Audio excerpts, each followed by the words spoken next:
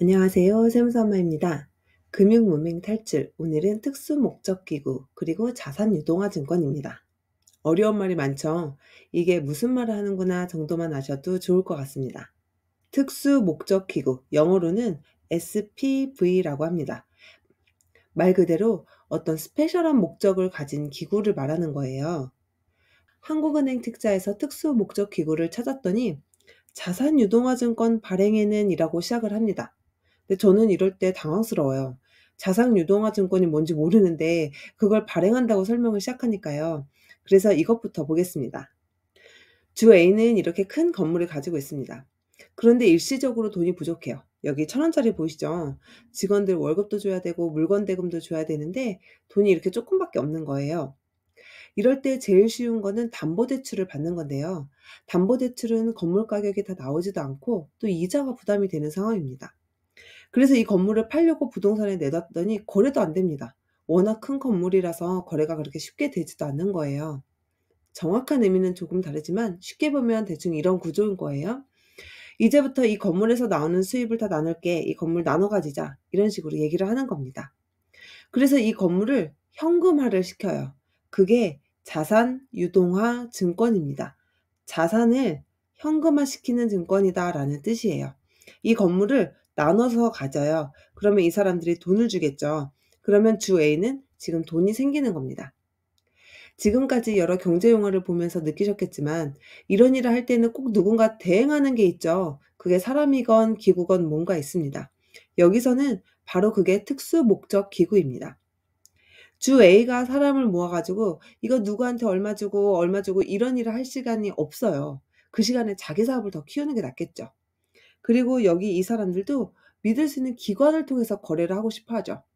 그래서 이 특수 목적 기구를 설립을 해서 여기를 통해서 자산을 유동화시키는, 즉 현금화시키는 증권을 만듭니다. 자산이 꼭 부동산만 있는 건 아니죠. 여기 주식회사 경제는요, 100억짜리 채권을 가지고 있습니다. 이 말은 뭐냐면 돈 받을 게 100억이 있다는 뜻이에요. 근데 채권은 만기가 있죠. 이 만기 전에 갚으라고 할 수가 없는 겁니다. 그래서 만기를 보니까 30년이네요. 30년 후에는 100억이 들어오지만 주식회사 경제는 지금 돈이 필요해요. 이럴 때도 자산유동화 증권을 이용합니다. 지금 현금화를 시키고 싶은 거죠. 그래서 마찬가지로 특수목적기구를 설립을 해서 이 채권을 여러 사람들에게 나눠서 팔아주세요라고 하는 겁니다. 그런데 무슨 채권이 30년씩이나 만기가 있지? 저는 처음 이런 얘기 들었을 때 놀랐어요. 아니 30년으로 어떻게 믿고 돈을 빌려주지? 이런 생각을 했거든요. 그런데 이게 주택을 담보로 빌려준 돈이라면 어떨까요? 이 은행에서 주택담보대출 받으면 몇십 년은 기본이죠. 주식회사 경제은행이 가지고 있는 30년짜리 주택담보채권을 다 모아 보니까 그게 100억이 된 거예요. 이거면 가능하겠다 싶으시죠? 아무튼 이런 채권도 자산인데 당장 현금이 들어오진 않는 자산이니까 필요할 때 자산을 유동화, 즉 현금화 시키는 겁니다. 이 자산 유동화 증권은요, ABS라고 씁니다. 밑에 가져온 설명을 읽어볼게요. 자산유동화증권은 근거가 되는 기초자산 유형에 따라서 크게 부동산 자산유동화증권, 그리고 신용민감 구조화 상품으로 구분된다. 이게 말은 어려운데요. 여기서 말하는 이 기초자산이라는 거는 또 무슨 자산을 현금화 시킬 거야? 이걸 묻는 거예요. 그래서 아까 본 것처럼 건물이냐 채권이냐 이런 식으로 구분을 할 수가 있습니다. 근데 이건 대표적인 예고 당연히 여러 가지 종류의 자산이 있을 테니까 그룹을 지어서 부른다 이런 뜻이에요. 어쨌든 자산을 유동화하는 증권 그렇게 기억하시면 되겠습니다.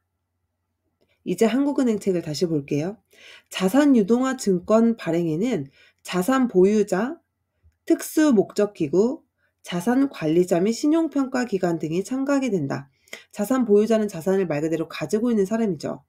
이 자산 보유자는 기초자산의 법률적인 소유권을 SPV, 특수목적기구에 양도하는 절차를 거치게 되는데 라고 하고 있죠.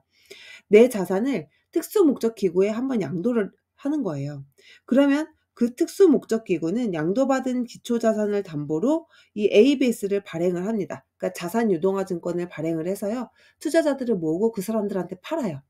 그럼 투자자들이 돈을 주겠죠?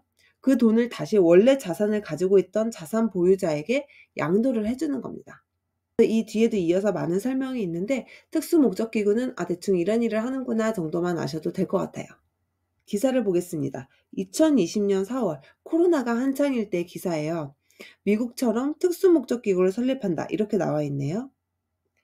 정부가 지난달 24일 내놓은 100조 원 플러스 알파 민생금융안정 패키지에 35조 원을 추가로 확대하는 방안도 추진하기로 했다. 여기에는 우선 저신용 등급 회사채, 기업어음, 단기사채 등을 매입하는 특수목적기구를 설립하는 방안도 포함됐다. 우리가 지금까지 본 그 특수목적기구를 정부가 나서서 설립한다는 겁니다. 왜요? 정부가 이런 채권을 사주려고 하는 거예요. 뒤이어서 나온 이야기를 보면 소상공인 지원 대출이라는 이야기가 있습니다. 그러니까 이번에 특수목적 기구를 설립하는 것도 이런 지원책 중에 하나인 거예요. 이러한 여러 지원책의 목적은 바로 이겁니다. 당장 급한 돈이 필요한 사람에게 돈이 가게끔 대응 방안을 마련해야 한다. 그러니까 그 특수목적 기구를 통해서 저신용 채권을 사주고 그러면 당연히 그 채권을 판 사람은 돈을 받겠죠. 그러니까 지금 당장 현금이 없는 사람에게 돈을 주는 방안을 마련을 하는 겁니다. 정부 재원의 한계를 감안하면 현재 금리 수준으로는 지속적인 자금 공급도 사실상 불가능하다. 계속 돈을 줄 수는 없는데 사람들은 지금 돈이 필요한 상황이잖아요. 그러니까 돈을 곧바로 주는 게 아니라 특수 목적 기구를 설립해서 채권들을 사주겠다는 겁니다. 이때는 진짜 특수한 목적을 가진 기구였죠. 이런 식으로 정부에서 특수목적 기구를 활용하기도 합니다. 우리 오늘은 특수목적 기구, 자산유동화증권 이렇게 어려운 용어를 봤어요. 공부 많이 한 것 같아서 굉장히 뿌듯하네요. 금융문맹 탈출까지 함께해요. 감사합니다. 세무사모였습니다.